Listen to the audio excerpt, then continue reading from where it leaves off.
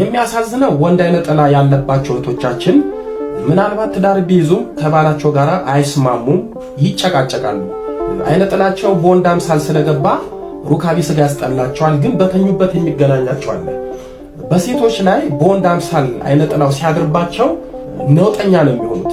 እነሱ ያሉበት ክርክር፣ ጭቅጭቅ፣ ንትርቅ፣ ጠብ መብረጃ የለውም። አይነ ጥላው በቅጽበት ስለሚቀይራቸው የሚናገሩትን የሚያደርጉትን አያውቁም። ቢያውቁም ራሳቸውን መቆጣጠር አይችሉም። በዚህም ለሰው አስቸጋሪ ነው የሚሆኑት። ሴቶች ላይ ወንድ አይነ ጥላው ሌሊት በተኙበት እየመጣ በገሃድ በሚመስል መልኩ ይገናኛቸዋል። ሲገናኛቸው አንዳንዱን በማስገደድ በሚመስል መልኩ ነው፣ ሌሎችን ደግሞ አስለምዷቸው መደበኛ እስኪመስል ድረስ ነው። ግን በየትኛውም መልኩ ይሁን ወንድ አይነ ጥላ ሴቶችን በተኙበት ሲገናኛቸው ጠዋት ከእንቅልፋቸው ሲነሱ የመደበት ስሜትና ራስ ምታት ይሰማቸዋል። ቀኑን ሙሉ ራሳቸው ሰውነታቸው አስጠልቷቸው ነው የሚውሉት። እዚህ ላይ አንድ ለረጅም ዓመታት ስለማውቃት ወዳጄ ላጫውታችሁ። ይቺ ልጅ በጣም መልከኛ ናት። ያያት ወንድ በቀላሉ ይሰናከልባታል። ከመንፈሳዊ ሰብና በተጨማሪ በመልኳና በቁመናዋ ለትዳር የማይጠይቃት ሰው የለም። እኔም ለምን በቤተ ክርስቲያን ስርዓት እንደማታገባ ስጠይቃት አስገራሚ ነገር ነው የነገረችኝ። እንጦጦ ማርያም ለጸበል የመጣችው ሌሊት እየመጣ በስርዓት እየተገናኛት በሚሄደው ሰው መሰል አጋንንት ነው። አጋንንቱ እንደተኛች ይመጣል። ሲመጣ አንዳች የሚከብድና ለመነሳት ኃይል እስክታጣ ሰውነቷን ማዘዝ ወደማትችልበት ሁኔታ ውስጥ ትገባለች። አጋንንቱም በገሃድ በሚመስል ሩካቤ ተገናኝቷት ይሄዳል። ይህ ለዘመናት የለመደችው ግን ለሰው ያላማከረችው ብታማክርም ከሰው ዘንድ መፍትሄ አላገኝም ብላ የምትሰቃይበት ነገር ነው። ልጅቷ አንድ ወንድ ለጓደኝነት ከጠየቃት የዛን ቀን ሌሊት ስትሰቃይ ታድራለች። አንድ ወንድ ለጋብቻ እንደሚፈልጋት ከነገራት አጋንንቱ ሌሊት መጥቶ ባልሽ እኔ ነኝ፣ እኔን የትተሽ ነው ሌላ የምታገብ እያለ ያስፈራራታል፣ ይገናኛታል። በዚህም የወንድ ጓደኛ ከያዘች ያስጠልኛል፣ የወደድኩትን ሰው አግኝቼ ለማውራት ጭንቅ ይለኛል፣ ሳያቸው ደስ አይሉኝም፣ ይሰለቹኛል ትላለች። ቤተሰብ የልጅቷን ችግር ሊረዳት አልቻለም። ይህቺ ልጅ ሰው በማያውቅላት በማይረዳት ችግር ብዙ ስትፈተን ከርማ በጸበል በጾም በጸሎት ታግላ በኋላ በራሷ ጥረትና በእመቤታችን ጸሎት ከዚህ ችግር ተላቃ በአሁን ጊዜ አግብታለች። ስለ እውነት ነው የምላችሁ፣ ከችግሩ ተላቃ ጓደኛ እንደያዘችና በቅርቡ ሊጋቡ መሆኑን የነገረችን ቀን ምን ያህል እንደተደሰትኩ እኔና ወለላይቱ እመቤት ነች የምታውቀው። ሌሊት እየመጣ የሚገናኛትም ወንድ አይነ ጥላ ድራሹ ጠፍቶላት አሁን ከባሏ ጋር በሰላም መኖሯ የእሷ ብቻ ሳይሆን የኔም ደስታ ነበር። ወንድ አይነ ጥላ ስለማያፍር ባልና ሚስት ተኝተው ሚስትን ተገናኝቷት ሊሄድ ይችላል። የወለላይቱ እመቤት ልጆች፣ ይህ ሌሊት እየመጣ ሴቶችን የሚገናኝ አይነ ጥላ ዋና ዓላማው ሴቶችን እጮኛና ትዳር እንዳይዙ ማድረግ ነው። ለዚህም እንዲመቸው ለእጮኝነትና ለትዳር የሚመጡትን ወንዶች ሁሉ ለነሱ አሳማኝ በሚመስል ምክንያት እንዲጠሏቸው ያደርጋል። ሴቶቹም የራሳቸው ሐሳብና ፍላጎት እየመሰላቸው በወንድ ላይ አቃቂር እያወጡ ይንቃሉ፣ ይጠላሉ። ወንድ አይነ ጥላ ያለባቸው ሴቶች አንዳንዶቹ የሩካቤ ስጋ ፍላጎትና ጉጉት በፍጹም የለባቸው። ሩካቤን እንኳን ሊፈጽሙት ስለ ሩካቤ ስጋ ሲወራ ያስጠላቸዋል። ቤተሰብም ልጃቸው ከወንድ በመራቋ ትዳር ባለመያዟ እንደ ጨዋ ያዩታል። ግን የትዳር ሕይወቷን አይነ ጥላው በመገርገር የመጡትን ወንዶች በማባረር በስውር እንደሚዋጋት ያውቁ። የዚህ አይነ ጥላ አንዱና ክፉ መገለጫው ሴቶችን በጊዜያቸው ወይም በወጣትነት እድሜያቸው ትዳር እንዳይዙ ሲከላከል ይኖርና እነሱም እድሜ እየሄደ ነው ብለው ማሰብ ሲጀምሩ ጭራሽ ወንድ እየራቃቸው ተስፋ የመቁረጥ ሕይወት ውስጥ ይከታቸዋል። ይህም አይነ ጥላው እግዚአብሔር እንደተዋቸው፣ እንደማያያቸው፣ እንደማያስባቸው በማሳሰብ በስጋዊ ብቻ ሳይሆን በመንፈሳዊ ሕይወትም በተስፋ መቁረጥ ይዋጋቸዋል። ወንድ አይነ ጥላ ያለባቸው ሴቶች ለግለ ወሲብ እጅጉን የተጋለጡ ናቸው። ለምሳሌ ከተመሳሳይ ጾታ ጋር ግለ ወሲብን የሚፈጽሙት ሌዝቢያን የሚባሉት የወንድ አይነ ጥላ ውጤቶች ናቸው። አይነ ጥላው በፍጹም ከወንድ ጋር ግንኙነት አይፈልግም።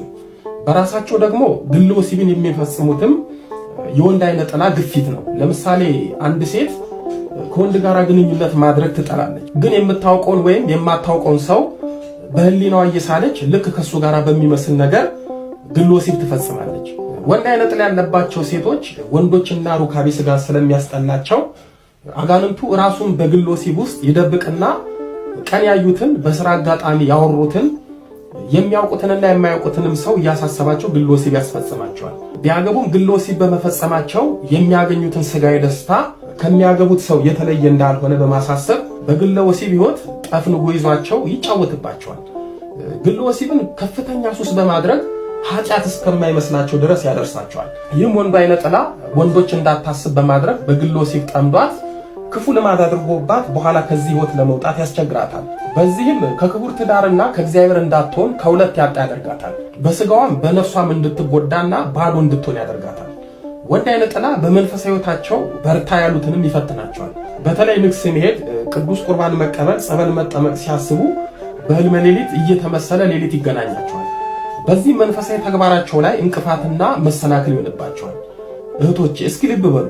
ብዙ ጊዜ ነገ ቤተክርስቲያን እሄዳለሁ፣ ጸበል እጠመቃለሁ፣ ንግስ እሄዳለሁ፣ ገዳም እሄዳለሁ፣ አስቀድሳለሁ፣ እንዲህ አደርጋለሁ ያላችሁ ቀን አይነ ጥላው በህልመ ሌሊት በመፈተን መሰናክል ይሆንባቸዋል። ስለ ወንድ አይነ ጥላ ይህን ያህል ካልኳችሁ፣ ስለ ወንድ ዛር ደግሞ ስናነሳ ከወንድ አይነ ጥላ ብዙም የተለየ አይደለም። የወንድ ዛር ከወንድ አይነ ጥላ የሚለይበት ዋነኛው ወንድ ዛር ሴቶች እህቶቻችንን በሁለት መልኩ ነው ወደ ህይወታቸው የሚመጣው። አንደኛው ከቤተሰባቸው በተለይም በእናት አባታቸው ብሎም በአያታቸውና በቅድመ አያታቸው ላይ የዛር መንፈስ ካለ የዛር መንፈሱ ቅቤ፣ ዶሮ፣ በግ ወዘተ እየተገበረ ከኖረ ቤተሰብ የዛር መንፈሱን ይተወውም ያምልከውም የዚህ የዛር መንፈስ ውላጅ ልጆች ላይ ማደር ይጀምራል። አንዳንዶቹን በቀጥታ ይዋረሳቸዋል። ሁለተኛው አንዲት ሴት በእናት አባቷ በጓደኛዋ ምክንያት ዛር ቤት ከሄደች በውበቷ፣ በደም ግባቷ፣ በቁመናዋ የዛር መንፈስ አይን ውስጥ ከገባች የዛር መንፈስ ወደ ህይወቷ ይገባል። በእነዚህ ከሁለቱ ምክንያት በአንዱ ወንድ ዛር ወደ ህይወቷ ከገባ ሴቷ በፍጹም ትዳር አትይዝም። ለቤተሰቧ ለወዳጇና በቅርብ ለሚያውቃት ሰዎች ግራ እስኪገባቸው እጮኛና ትዳር አትይዝም። ብትይዝም እጮኛ ትተዋለች፣ ትዳሩንም ትፈታለች። ግን የወንድ ዛር አንዱና ዋናው መገለጫው ሴት ልጅን ትዳር አያስይዝም። አንዲት ሴት ወንድ ዛር እንዳለባት ወይ ወንድ ዛር እንደሚፈትናት በምን ታውቃለች ካል ልክ እንደ ወንድ አይነ ጥላ የራሱ የሆነ ምልክት አለው። ሌሊት እየመጣ የሚያስፈራ ሰው በህልሟ ይገናኛታል። የማታውቀውና የምታውቀው ወንድ በህልሟ ሲያባርራት ካልገደልኩሽ እያለ ሲያሳድዳት ታያለች። በተለይ ውሻ፣ ዝንጀሮ፣ አስፈሪ አውሬ ካልበላውሽ እያለ ሲያሳድዳት ታያለች። ስትተኛ ገና እንቅልፍ እንደወሰዳት የማታውቀው ነገር ሲተናነቃት ታያለች። ወንድ ስታስብ ፍርሃት ፍርሃት ይላታል። አይደለም ማግባት ስለ ትዳር ሲወራ ያስጠላታል። ብዙ ጊዜ በህልሟ የምታየው ሰውና የሚገናኛት ሰው ይኖራል። ወንድ ሲያናግራት፣ ወንድ ለእጮኝነትና ለትዳር ሲጠይቃት ማሾፍ፣ ማላገጥ፣ መናቅ፣ የጠየቃትን ወንድ እንደ ወንድ ሳይሆን እንደ ሴት ታያለች። ብዙ ጊዜ ወንድ አይነ ጥላና ወንድ ዛር ያለባቸው ሴቶች ሌላው መገለጫቸው እነሱ ሴት ሆነው በህልማቸው ከወንድ ጋራ ሳይሆን ከሴት ጋራ ሲዳሩ ያሉ። ይህ የሚሆነው አጋንንቱ ራሱን በወንድ አምሳል ሲያሳውቃቸው ነው። እነሱም ሴት ሆነው ከሴት ጋራ ሲዳሩ በህልማቸው ሲያዩ ራሳቸውን እንደ ሌዝቢያን እንዲያስቡና ወንድ እንዲያስጠላቸው ያደርጋቸዋል። ወንድ አይነ ጥላም ይሁን ወንድ ዛር ሴቶችን እንደ ቋሚ ሚስት አድርጎ ስለሚያስቀምጣቸው በፍጹም ወንድ እጮኛ ባል የሚባል ነገር ማሰብ ለነሱ ሞት መስሎ ነው የሚታያቸው። ሌላው ወንድ አይነ ጥላና ወንድ ዛር በሴቶች እህቶቻችን ላይ የምናብ ባል ያስቀምጥባቸዋል። ይህ ማለት አንድ የማያውቁት ወይም የሚያውቁት ሰው ባላቸው እንደሆነ ያሳስባቸዋል። በዚህም ከዛ ሰው ጋር ግለ ወሲብን እንዲፈጽሙ እያደረጋቸው ባልና ትዳር ጠል ያደርጋቸዋል። ወንድ አይነ ጥላና ወንድ ዛር ሴቶችን በህልም የሚገናኛቸው ሌላው ምክንያት ሴቶችን ሌሊት ሲገናኛቸው ያንን ምስል እያሰቡ ግለ ወሲብን በቀላሉ እንዲፈጽሙ ያደርጋቸዋል። ብዙዎች በህልማቸው ያዩትን ግንኙነት ቀን በእውን አሊያም ማታ ይፈጽሙታል።